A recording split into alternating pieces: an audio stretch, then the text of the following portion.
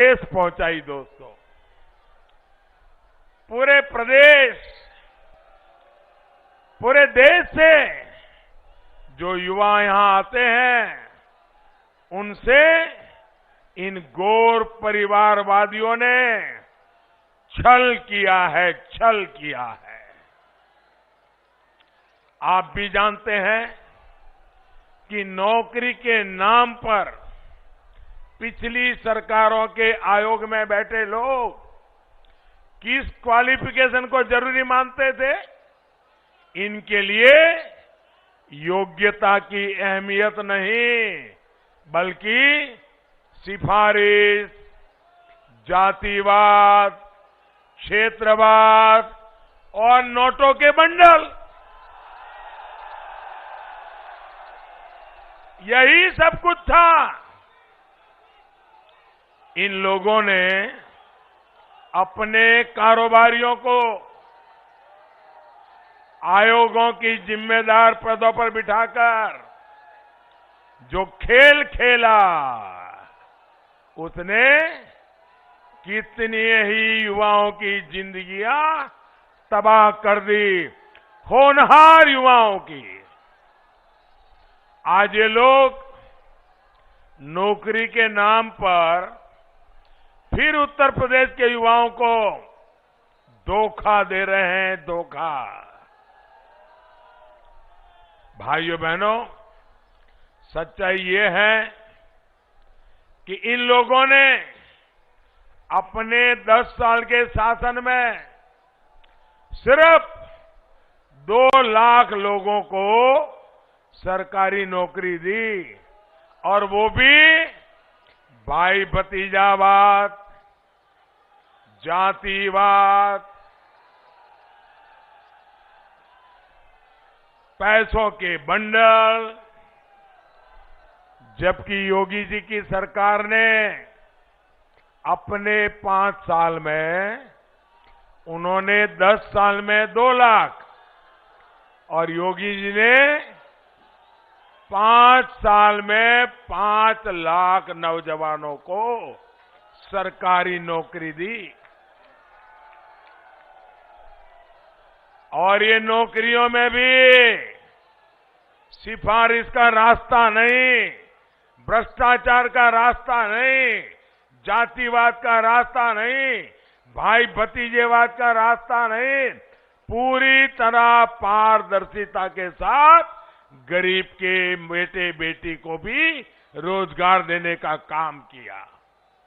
साथियों, हमारी सरकार ने युवाओं की दिक्कत को समझना, उनकी परेशानियों को दूर करने का ईमानदारी से प्रयास किया है। पहले उत्तर प्रदेश में पीसीएस की परीक्षा का सिलेबस और यूपीएससी का सिलेबस अलग अलग होता था, और इसके कारण क्या होता था? छात्र छात्राएं इन दोनों परीक्षाओं की अलग अलग तैयारी करते थे, उन पर बहुत बोझ बढ़ जाता था, बहुत समय लगता था, धन भी बहुत खर्चा होता था।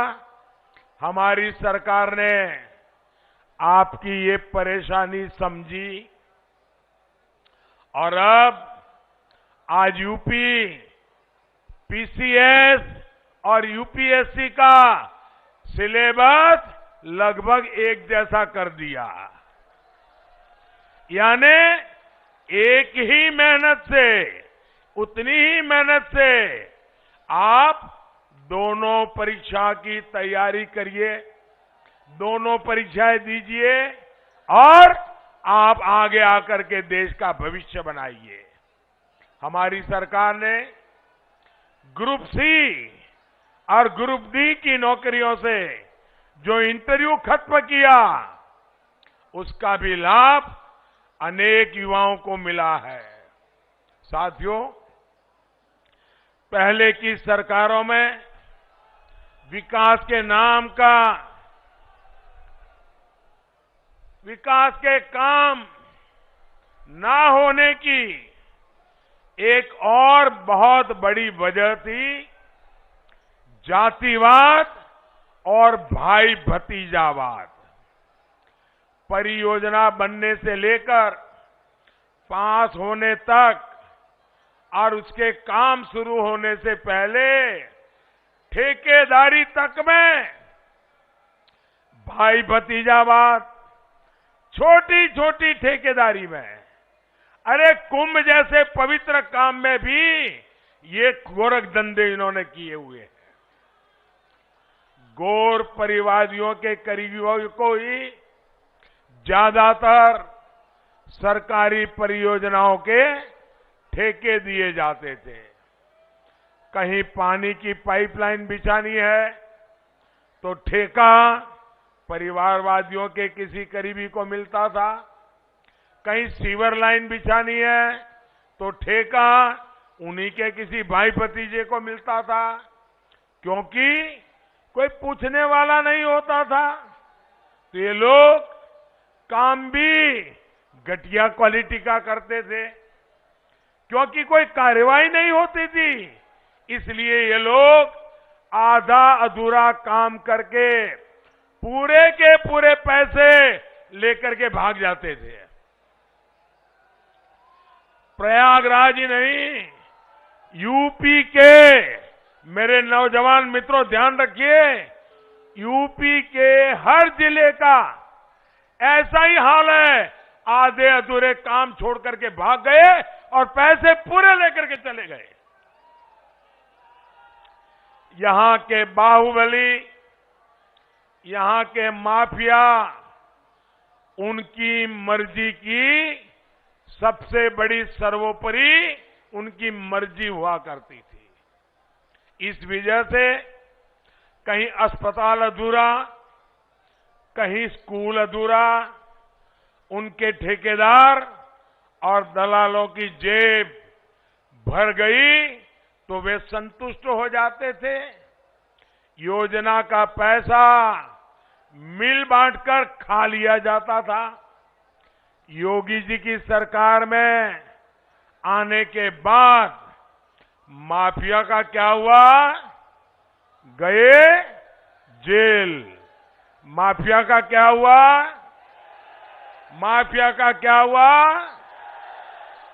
और ठेकेदारी में भी ये जो लोग थे वो भी 5 साल ताले लगा करके बैठ गए हैं, और अगर मौका मिला तो ताला खोद करके वो फिर से ठेकेदारी के लिए आने वाले हैं।